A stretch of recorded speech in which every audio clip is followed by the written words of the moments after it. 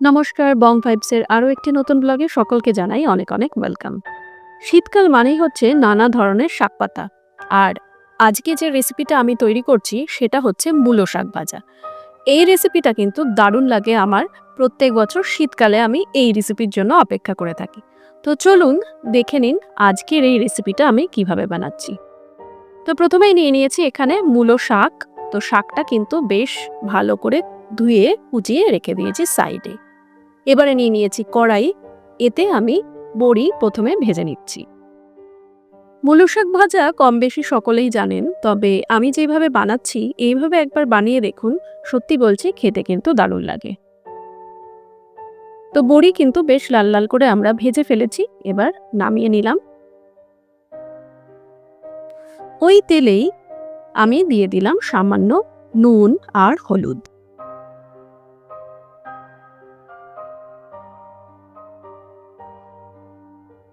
এবারে আমি এখানে ডুমো ডুমো করে কেটে রাখা বেগুন ভেজে নেব।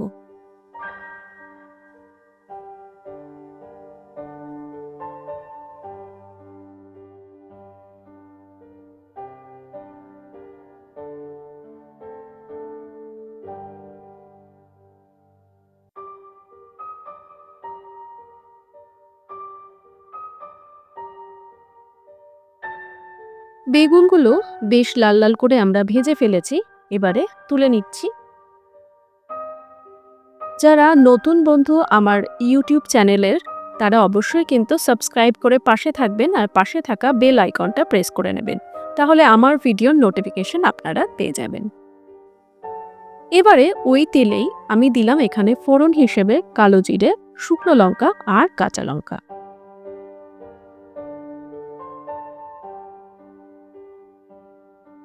ফোড়নটা একটু ভাজা হয়ে গেলেই আমরা এখানে দিয়ে দিয়েছি ডুমো ডুমো করে কেটে রাখা আলু। তো আলুটাও আমরা ভেজে নিচ্ছি।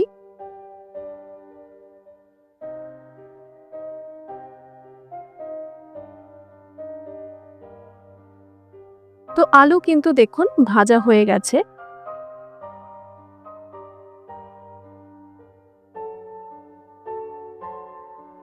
এবারে যে শাকটা আমরা কুচিয়ে রেখেছিলাম সেই কুচনো শাকটাও দিয়ে দিলাম। শাক এমনি খুবই নরম হয়, তো সেই কারণে একদম কিন্তু আর কোনো কিছু করার প্রয়োজন পড়ে না। তো ডাইরেক্ট আমরা কিন্তু শাকটা কড়াইতে দিয়ে দিয়েছি।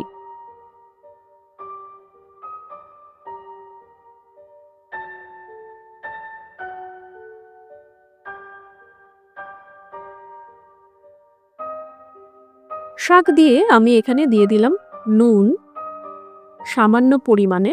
তো এতে হবে কি, শাক থেকে যে এক্সট্রা জল থাকে সেটা বেরিয়ে আসবে, আর সেই জলেই কিন্তু আজকের এই রান্নাটাও কমপ্লিট হয়ে যাবে।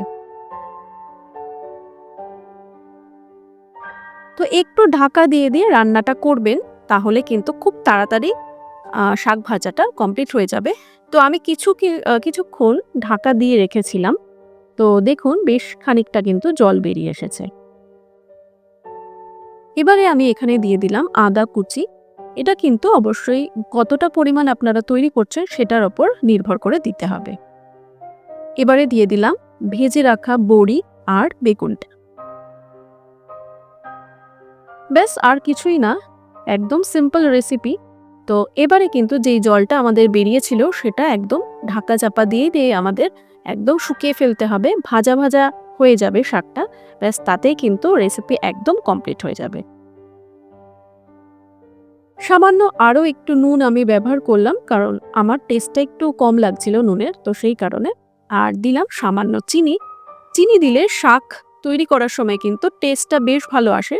তো যদিও বা এটা অপশনাল, কেউ চাইলে দিতে পারেন আবার নাও দিতে পারেন। শাকটা কিন্তু একদম কমপ্লিট, একদম সুন্দরভাবে জল শুকিয়ে গেছে, বেশ একটা মাখো মাখো টাইপের হয়ে গেছে। ব্যাস গরম ভাতের সাথে জাস্ট এনজয় করুন। আজকের ভিডিও এখানেই শেষ করছি, আশা করছি ভালো লেগেছে। পরবর্তী কোনো নতুন ভিডিও নিয়ে আসছি খুব তাড়াতাড়ি। নমস্কার, সকলে খুব ভালো থাকুন।